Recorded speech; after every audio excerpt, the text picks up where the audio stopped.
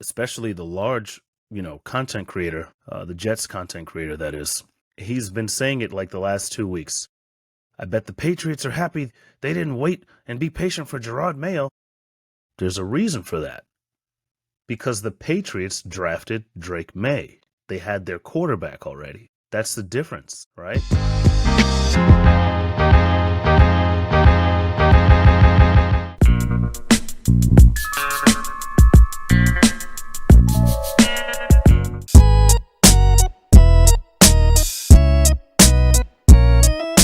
But then, the highly intelligent football analyst that I am said, you can't start Jets offensively right now.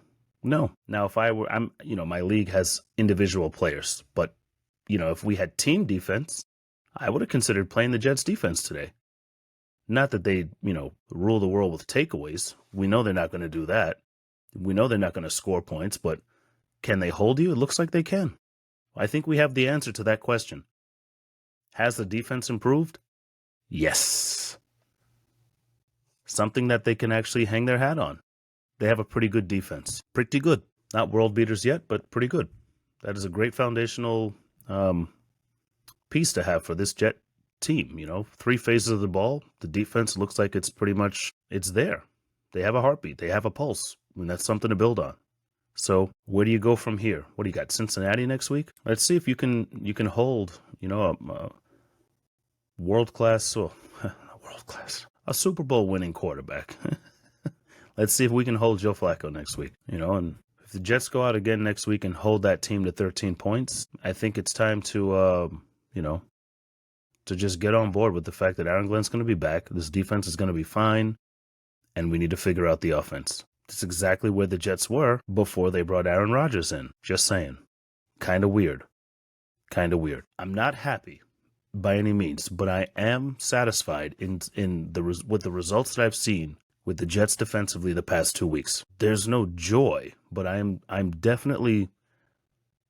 no longer embarrassed by the Jets. I think that the obvious is starting to show, is that they do not have a quarterback. And everyone knows you cannot win in the NFL without a quarterback. Everyone knows that. So really, it's also been said you can't properly evaluate head coaches without a quarterback as well. Just putting that out there. And for all of you people who say, oh, especially the large, content creator, the Jets content creator, that is, he's been saying it like the last 2 weeks. I bet the Patriots are happy they didn't wait and be patient for Gerard Mayo. There's a reason for that. Because the Patriots drafted Drake May. They had their quarterback already. That's the difference, right? Why haven't they been patient in Jacksonville? Because they have the quarterback already. Why did the Titans coach just get fired? Because they have the quarterback already. So there is something there. When these teams get rid of their coaches after a year, within the year, whatever it's going on, they have the quarterback. Probably part of the reason why the Jets fired Robert Saleh after 5 starts last week, after 5 games last year, because they had Aaron Rodgers and they felt we should be better. That's just the clear and obvious here. It's not just black and white, wins and losses and results. No, the situation matters. Who is the quarterback? That matters so much. And so, had the Jets drafted a rookie this year and looked this bad, real chance Aaron Glenn's done. At the end, before the season's over, whatever, right? If you thought the QB should be good and whatever, or you thought we were hindering the development of, whatever. But the reality is the Patriots weren't patient with Gerard Mayo because they felt like they had a quarterback, which means now they need a coach. You either have one or the other.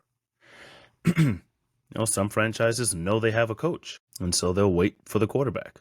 And other franchises have a quarterback, and they go and get the coach. But you can't sit here and continue to speak a rhetoric as if Aaron Glenn is the worst coach you've ever seen, when all he is a first-time head coach who does not have a quarterback. What a great situation.